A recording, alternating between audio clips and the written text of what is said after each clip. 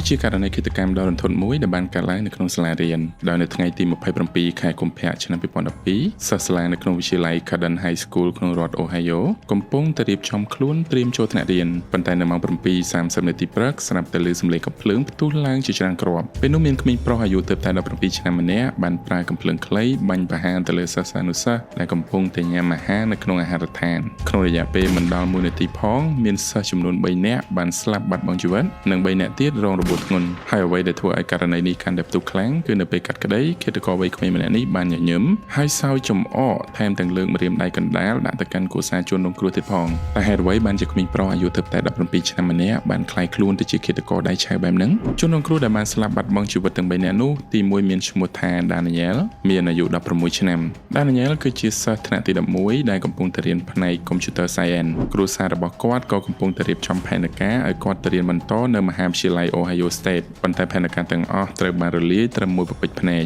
ជនរងគ្រោះទី2មានឈ្មោះថា Rochelle មានអាយុ17ឆ្នាំ Rochelle ត្រូវបានគេស្គាល់ថាជាក្មេងដែលរួសរាយរាក់ទាក់ហើយតែងតែខ្វាយខ្វល់ពីមិត្តរួមថ្នាក់គាត់គឺជាសិស្សកំពុងតែរៀនផ្នែក Technology ចំណែកឯជនរងគ្រោះទី3មានឈ្មោះថា Hocklin មានអាយុ16ឆ្នាំគាត់មិនមែនជាសិស្សដែលចូលចិត្តទៅសាលាពេលព្រឹកព្រលឹមទេជារឿយៗគាត់តែងតែទៅរៀនយឺតប៉ុន្តែមិនដឹងយ៉ាងម៉េចនៅថ្ងៃកាត់ហេតុនោះគាត់ស្រាប់តែរស់រាន់ងើបពីព្រឹកទៅសាលាជាអកុសលក៏ជួបគ្រោះថ្នាក់ដល់ជីវិតចំពោះជនរងគ្រោះ3នាក់ទៀតដែលរងរបួសធ្ងន់ទី1មានឈ្មោះថា Nick ត្រូវរបួសចំក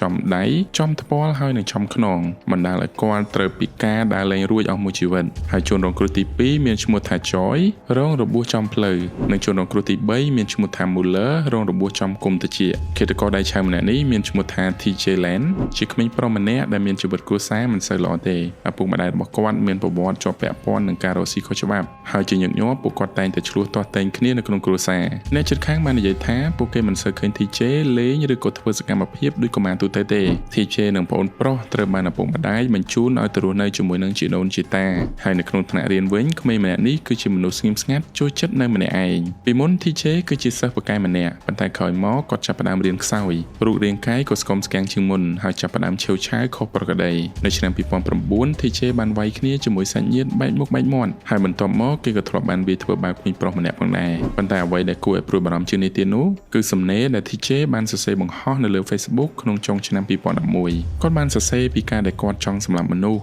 និងចង់ឲ្យពិភពលោកអោនក្បាលគោរពគាត់នៅពេលនោះមនុស្សភាគច្រើនប្រហែលជាមើលឃើញសំណេរនេះថាជាការសរសេរដ៏ឆ្កួតឡប់របស់ក្មេងជំទង់ម្នាក់ប៉ុណ្ណោះប៉ុន្តែប្រហែលខែក្រោយមកពាក្យទាំងនោះក៏បានคล้ายទៅជាការពិតនៅពេលប៉ូលីសសួរ TJ ថាហេតុអ្វីបានជាអ្នកសម្លាប់មនុស្សចម្លើយរបស់ TJ គឺ I don't know ខ្ញុំមិនដឹងទេដំបូង TJ បានប្រាប់ប៉ូលីសថាជនរងគ្រោះត្រូវបានគាត់បាញ់រះចំដោយចៃដន្យគាត់មិនដែលស្គាល់ពួកគេទេប៉ុន្តែតាមរយៈការស៊ើបអង្កេតបានបង្ហាញថា TJ និងជនរងគ្រោះមួយចំនួនធ្លាប់បានស្គាល់គ្នាតាំងពីរៀននៅសាលាបឋមសិក្សាហើយក៏មានការរាយការណ៍ថាជនរងគ្រោះម្នាក់ធ្លាប់តាក់ទងជាមួយអតីតសង្សាររបស់ TJ ហើយរឿងនេះអាចជាកត្តាមួយដែលធ្វើឲ្យ TJ ខឹងសម្បាមុនពេលកាត់ហេតុ TJ បានសរសេរសារបង្ហោះថាគាត់នឹងយកកាំភ្លើងទៅសាលារៀនប៉ុន្តែពេលនោះគ្មាននរណាចាប់អារម្មណ៍ពីរឿងនេះទេលុះរហូតដល់ថ្ងៃទី27ខែកុម្ភៈឆ្នាំ2012សិស្សសាលាជាច្រើនអ្នកកំពុងតែញ៉ាំអាហារនៅក្នុងអាហារដ្ឋានរបស់សាលាពេលនោះ TJ Land បានដើរចូលទៅក្នុងអាហារដ្ឋានរួចដកកាំភ្លើងខ្លីបាញ់ប្រហារទៅកាន់សិស្សទាំងអស់នោះបង្កឲ្យមានភាពចលាចលរត់ចែកជើងគ្នាគេបានឮសំឡេងជនរងគ្រោះស្រែកយំដោយភាពឈឺចាប់ការបាញ់ប្រហារនោះមានរយៈពេលប្រហែលជា47វិនាទីបានបណ្ដាលឲ្យមនុស្ស3នាក់ស្លាប់និង3នាក់ទៀតរងរបួសធ្ងន់ខណៈពេលដែលសិស្សគ្រប់គ្នាកំពុងព្យាយាមលាក់ខ្លួនពេលនោះមានលោកគ្រូកីឡាម្នាក់ឈ្មោះថា Frank បានបន្ថយជីវិតស្រែកគំរាម TJ គាត់បានស្រែកប្រាប់ឲ្យ TJ ចេញពីអគារនេះភ្លាមព្រោះគាត់បានខលប្តឹងប៉ូលីសហើយប៉ូលីសកំពុងតែធ្វើដំណើរមកជិតដល់ហើយលើបែបនោះ TJ ភ័យក៏ឈប់បាញ់ហើយបានព្យាយាមរត់គេចខ្លួនប៉ុន្តែគេមិនអាចរត់គេចខ្លួនបានទេក្រុមប៉ូលីសបានឡោមព័ទ្ធចាប់ខ្លួនគេបាននៅមិនឆ្ងាយប៉ុន្មានពីទីតាំងកាត់ហេតុទោះបីជាត្រូវប៉ូលីសចាប់ខ្លួនក៏ដោយក៏ TJ មិនបង្ហាញភាពភ័យខ្លាចឬក៏សោកស្ដាយចំពោះអ្វីដែលខ្លួនគេបានធ្វើឡើយផ្ទុយទៅវិញគេថែមទាំងនិយាយឌឺដងទៅកាន់គ្រួសារជនរងគ្រោះទៀតដោយបានលើកម្រាមកណ្ដាលបង្ហាញដាក់ទៅគ្រួសារជនរងគ្រោះប៉ូលីសបានរកឃើញថាកាំភ្លើងដែល TJ បានប្រើនៅក្នុងការបាញ់ប្រហារនោះគឺជាកាំភ្លើងរបស់ពូរបស់ TJ គឺគេបានលួចវាយកមកប្រើដោយសារតែបទល្មើសនេះមានភាពធ្ងន់ធ្ងរពេកដូច្នេះហើយទោះបីជា TJ មានអាយុមិនទាន់គ្រប់ក ដោយក៏ TJ ត្រូវបានតុលាការកាត់ទោសដូចជាមនុស្សពេញវ័យដែរគឺគេត្រូវជាប់ពន្ធនាគារអស់មួយជីវិតប៉ុន្តែនៅមិនទាន់ចប់នៅឡើយទេបន្ទាប់ពីជាប់គុកបានមួយរយៈក្នុងកំឡុងឆ្នាំ2014នៅម៉ោងប្រហែលជា